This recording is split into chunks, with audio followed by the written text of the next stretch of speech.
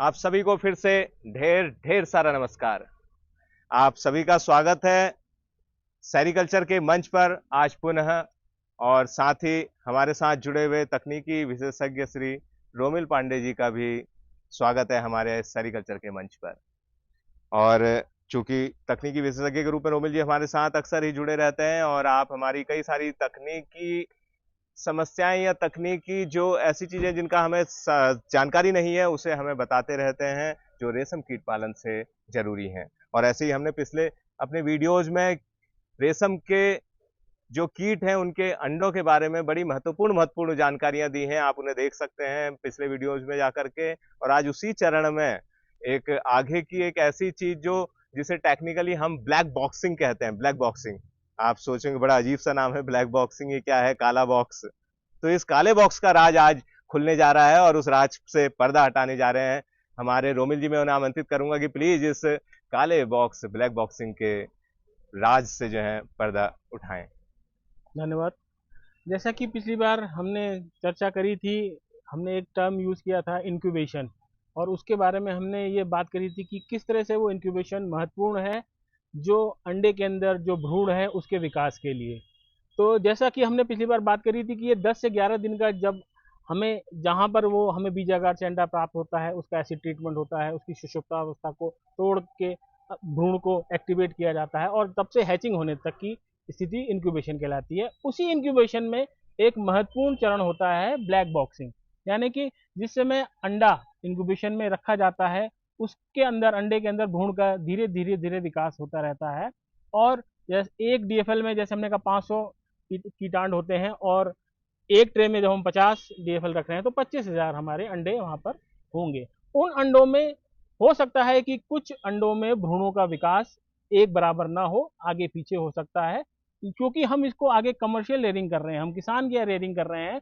तो उसके लिए एक एक समान कीटाणु की हैचिंग होना बहुत आवश्यक है, जिससे कि पूरे आगे की फसल भी एक बराबर समान रूप से चलती रहेगी। तो इसलिए ये एक ब्लैक बॉक्सिंग की प्रक्रिया को हम अपनाते हैं। ब्लैक बॉक्सिंग यानी कि काला बॉक्स जिसके बारे में आप बताने जा रहे हैं। और ये ब्लैक बॉक्सिंग की प्रक्रिया से एक ऐसा वर्ड रोमिल जी हमने सुना है कि पिन हेड स्टेज, एक पिन हेड स्टेज सुना है और ऐसा समझते हैं हम कि वो पिन हेड स्टेज इस ब्लैक बॉक्सिंग से ही जुड़ी हुई कोई चीज है। तो क्या आप इसके राज से भी पर्दा उठाएंगे? जी हाँ, पिन हेड स्टेज का सीधा संबंध ब्लैक बॉक्सिंग से होता है। पिछली बार जैसे हमने जाना था कि जब हम इंक्यूबेशन में किस तरीके से अंडे को ट्रे में लगाते हैं, तो जैसा कि हमने देखा था कि नीचे एक अखबार होता है, उसके ऊपर ब्लैक पेपर होता है, उसके ऊपर ये पेस्टल पेपर होता है, और उसके ऊपर अब यहाँ देखेंगे इस तरीके से एग उसके ऊपर बिछा के रखे जाते हैं। उसमें वो सारी कंडीशन 25 डिग्री तापमान, 75 से 80 डिग्री की ह्यूमिडिटी, और 16 घंटे का प्रकाश और 8 घंटे का अंधकार पीरियड इसमें रखा जाता है। लेकिन जब ये अंडा इस ट्रे में रखा जाता है, वो 10 से 11 दिन का जो समय इंक्यूबेशन का होता है, उसमें भ्रूण धीरे धीरे धीरे विकास करता रहता है। और जिस समय हैचिंग होती है उससे लगभग 48 से 72 घंटे पहले उस अंडे की स्थिति ऐसी होती है कि कलर चेंज होने के साथ साथ उस अंडे में अगर बहुत ध्यान से देखेंगे तो एक उभार सा निकल आता है, यानी कि एक तरफ अंडे में एक उभार आ जाता है, जो कि उभार होता है, और उसके कारण उस जगह से अंडा बिल्कुल काला काला बिंदु जैसा दिखाई देने लगता है। ये होती है स्थिति, ब्लैक पिन हेड स्टेज की स्थिति होती है। और इसका मतलब ये होता है कि उस अंडे में जो लार्वा है वो आपकी हैचिंग के लिए पूर्ण रूप से तैयार हो गया है। जैसा मैंने बताया कि इसी में कुछ ऐसे भी अंडे हो सकते हैं जिनमें लार्वा अभी उसका विकास थोड़ा पीछे होगा और वो अभी पिन हेड स्टेज में नहीं आया होगा। ऐसी स्थिति में हम एक विधि का इस्तेमाल करते हैं जिसको ब्लैक बॉक्सिंग बोलते हैं। उसमें हम उस अंडे को, जो उस ट्रे में संपूर्ण अंडा बिछा हुआ है, उस संपूर्ण अंडे को, जैसे कि यहाँ देखा नेट, डबल नेट लगा रखा है, उसके ऊपर फिर पेस्टल पेपर लगाया है, और अब ये देखिए ये है ब्लैक पेपर जिसको कि ऊपर से ढक दिया जाता है, यानी कि अब हमने इसमें प्रकाश को रोक दिया है। क्योंकि जो लार्वा एडवांस स्टेज में, जो भ्रूण हमारा एडवांस स्टेज में आ गया है, वो हैच ना हो, उसका विकास थोड़ा सा रुक जाए, और जो पीछे भ्रूण रह गया है वो भी उस अवस्था को पा जाए। इस उपाय के लिए हम ये ब्लैक बॉक्सिंग करते हैं।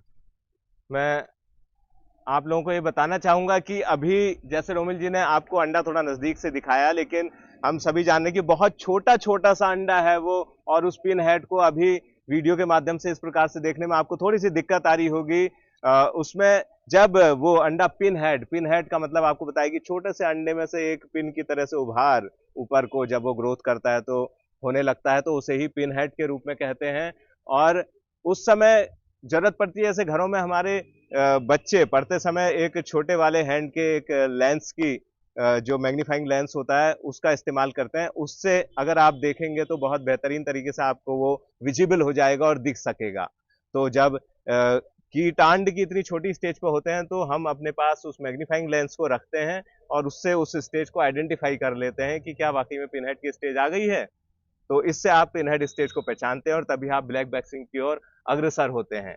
मतलब कि हैचिंग से करीब 48 से 72 घंटे पहले का पीरियड है जब आपको ब्लैक वैक्सिंग की जरूरत पड़ती है, और उसमें प्रकाश को पूरा ही रोक दिया जाता है, इसीलिए उसका नाम ब्लैक बॉक्स, ब्लैक मतलब अंधकार, तो अंधकार यानी कि उसे 24 के 24 घंटे यानी कि वो 48 से 72 घंटे का जो पीरियड है पूरा, उस पूरे ही पीरियड में उसे अंधकार देना होता है, इसीलिए उसे ब्लैक बॉक्सिंग कहते हैं। मैं आप लोगों को एक चीज और याद दिला देना चाहूंगा कि अभी ये हम खुले में, ये सारा अरेंजमेंट हमने सारी व्यवस्था खुले में कर रखी है, लेकिन आप ध्यान रखें कि जब भी कीट पालन करेंगे खुले में कीट पालन नहीं होना है। ये एक कमरे के अंदर होगा कीट पालन भवन, उसके लिए स्पेशल तरीके से बना हुआ होगा जिसमें प्रॉपर वेंटिलेशन होगा। 4 दीवारें जो कमरे की होती है उनमें से 3 दीवारों में खिड़कियां होंगी और एक दरवाजा होगा। इसका मतलब कि प्रॉपर वेंटिलेशन हो सके जिसमें, क्योंकि वो एक जीवित चीज है, उसको हवा मिले, ऑक्सीजन मिले प्रॉपर जो उसको चाहिए, इसलिए एक उस प्रकार के कमरे के अंदर करेंगे। बाहर हमने इसलिए किया हुआ है कि आप लोग अच्छे से इसे देख सकें, आपको विजिबल हो सके, आप समझ सकें उसे, इसलिए हम बाहर इस समय कर रहे हैं। रोमिल जी, जो ब्लैक बॉक्सिंग आपने की, इसको इन्हें थोड़ा सा स्पष्ट रूप से ये बात हमें पता चल जाए, जो साइजिंग वाला वर्ड आपने ऐसे बोला कि साइजिंग, एक साइजिंग टेक्निकल वर्ड उसमें हम बोलते हैं कि कीड़े को, सारे कीड़े एक जैसे साइज के बड़े, तो क्या उस पर थोड़ा सा आप विस्तार से बताएंगे हमें कि कैसे हम ये ब्लैक बॉक्सिंग के जरिए, क्योंकि इसका मुख्य उद्देश्य आपका कहना है कि कीड़े को सामान्य ग्रोथ, एक सी ग्रोथ लाना है, समान ग्रोथ लाना है, तो कैसे होगा, वो कैसे लाते हैं हम इससे समान ग्रोथ? देखिए, जैसा कि मैंने बताया कि हम इस ट्रे में लगभग 25,000 कीटाणु का इंक्यूबेशन कर रहे होते हैं। हर कीट के, हर एग के अंदर भ्रूण की अवस्था अलग अलग हो सकती है। अगर हम इस ब्लैक बॉक्सिंग को नहीं करेंगे तो क्या स्थिति होगी कि जो तिथि होगी हैचिंग की, उसमें जिन भ्रूणों का विकास अच्छे से हो गया होगा वो प्रफुल्लित हो जाएंगे, यानी कि वो हैच हो जाएंगे और वो कीड़ा आगे फीडिंग के लिए तैयार हो जाएगा। लेकिन जो भ्रूण पीछे होगा, यानी कि जिसका विकास नहीं होगा, जो हैच नहीं कर पा रहा होगा, वो बाद में उसमें बाहर आएगा। यानी कि एक ही ट्रे में आपकी अलग अलग अवस्थाओं के कीड़े यहाँ पर कीट पालन की ट्रे में आपको दिखाई देंगे। उन, और हम जैसे जानते हैं कि हर कीट की अवस्था के लिए अलग तापमान और आर्द्रता की जरूरत होती है। ऐसी स्थिति में जब अलग अलग अवस्थाओं के कीड़े एक ही ट्रे में होंगे तो उनके लिए वो तापमान और आर्द्रता बनाना बहुत कठिन हो जाएगा, और धीरे धीरे उनका जो विकास होगा, वो एक ही ट्रे में अलग अलग अवस्थाओं के कीड़े होने से उनका विकास भी अलग अलग होगा, जो बाद में जब हम उस कीट को किसान को वितरित करते हैं वहां पर वो स्थिति भी लगातार बनी रहेगी, क्योंकि एक जो कीट आगे है वो आगे बना रहेगा, पीछे वाला कीट पीछे रहेगा। और अगर कीट पालन अवधि में ये स्थिति बनी रहेगी तो अंततोगत्वा क्या होगा, वो कीट बीमारी से ग्रस्त हो जाएगा और वो क्रॉप आपकी खराब होने की बहुत ज्यादा संभावना रहती है। इसीलिए कीट समान रूप से विकास करे, उसकी हैचिंग समान रूप से हो, आगे कीट पालन भी समान रूप से हो, जिससे कि किसान को भी उसका प्रबंधन करने में आसानी हो और कीट भी अच्छी अवस्था में अपनी ग्रोथ कर सके और रेशम का अच्छा उत्पादन हो सके। इसलिए ब्लैक बॉक्सिंग बहुत जरूरी है। हाँ, बहुत ही बेहतरीन सी बात आपको रोमिल जी ने बताई है, और उसमें स्पष्ट रूप से आप ब्लैक बॉक्सिंग के दौरान इनको देख पाएंगे कि कैसे सबसे नीचे इन्होंने इस पर अखबार, ट्रे में अखबार लगाया हुआ है, और ब्लैक बॉक्सिंग करने जा रहे हैं, आप पहले ही समझ गए हैं। तो ब्लैक बॉक्सिंग का मतलब कि प्रकाश कहीं से अंदर ना घुस सके, तो सबसे नीचे की तरफ भी फिर अखबार के ऊपर एक काला मोटा सा कागज जो है, इन्होंने काला कागज लगाया हुआ है। फिर उसके ऊपर देख रहे हैं हम, ये पेस्टल पेपर कहते हैं इसे, ये लगाया हुआ है। फिर उसके ऊपर जो है अंडे हैं, और उसके ऊपर ये डबल हैचिंग नेट है, और फिर एक पेस्टल पेपर की लेयर देख रहे हैं, और फिर उससे ऊपर ब्लैक पेपर, ताकि प्रकाश कहीं से भी उसके अंदर ना घुस सके। रोमिल जी, मेरा आपसे प्रश्न होगा कि जब हमने इसके नीचे देखा कि अंडे के ऊपर ये दो हैचिंग नेट लगे हुए हैं, ये क्यों है ये? ऐसा होता है कि जब इस अंडे से कीड़ा बाहर निकलता है, तो वो पत्ती की तलाश में, यानी कि उसकी फीडिंग होगी। हम उस अंडे से उस लार्वा को, जो अंडे का खोल है, उस लार्वा को अलग कर सकें, जिससे कि हमारा कीड़ा ही कीड़ा हमारी पत्तियों में आए, अंडा का शेल उसमें ना आए। इसलिए हम ये डबल नेट इसके ऊपर बिछाते हैं, एक नेट के ऊपर दूसरा नेट होता है। और जब आगे हम बात करेंगे ब्रशिंग की, उस अवस्था की बात करेंगे, तो हम उस अवस्था में क्या होता है, जैसे ही ये अंडे से हमारा लार्वा बाहर आता है, हम उसके ऊपर फीडिंग के लिए पत्ती डाल देते हैं। वो पत्तियां इन नेट के ऊपर पड़ती हैं, बहुत महीन पत्तियां होती हैं, अवस्था के अनुसार उनका साइज होता है। जो लार्वा अंडे से बाहर आ गया है, वो उस खोल को छोड़ता हुआ उस पत्ती की तरफ आता है और उन पत्तियों में बैठ जाता है। उससे होता क्या है कि डबल नेट इसलिए होता है कि बाई चांस अगर कोई कीड़े के साथ कोई उसका खोल ऊपर एक नेट को पार कर गया है, तो कम से कम वो दूसरे नेट में आके वो अलग हो जाए। इस तरीके से कुछ समय बाद की स्थिति क्या बनती है कि जो लार्वा है वो उस पत्ती के ऊपर चढ़ जाता है, और नीचे का खाली खोल या दूसरे जो डेड अंडे हैं या जो दूसरे तरह के हैं, वो सब नीचे छूट जाते हैं। और बड़ी आसानी से फिर हम इन नेट को उठाकर दूसरी ट्रे में शिफ्ट कर लेते हैं, और उस ट्रे में हमारा सिर्फ और सिर्फ लार्वा पत्तियों के साथ पहुंच जाता है। हाँ, हमारे जो ये प्रश्न था, इसको रोमिल जी ने बहुत ही बेहतरीन और बहुत सरल शब्दों में हमें समझा दिया। और जो ब्लैक बॉक्सिंग का भी एक राज था, उसमें से भी आपने बहुत बेहतरीन तरीके से उस ब्लैक पर्दे को आपने हटा दिया, और हम बहुत सारी चीजें जान गए हैं। और ये भी जान गए हैं कि ब्लैक बॉक्सिंग बहुत ही जरूरी चीज है, जो आने वाले समय में साइजिंग को रोकेगी, मतलब कि अलग अलग साइज का कीड़ा नहीं होगा, और यूनिफॉर्मिटी इन साइज, यानी कि एक समान साइज के कीड़ों को आगे ग्रोथ उसकी होगी अगली लार्वल स्टेजेस के रूप में।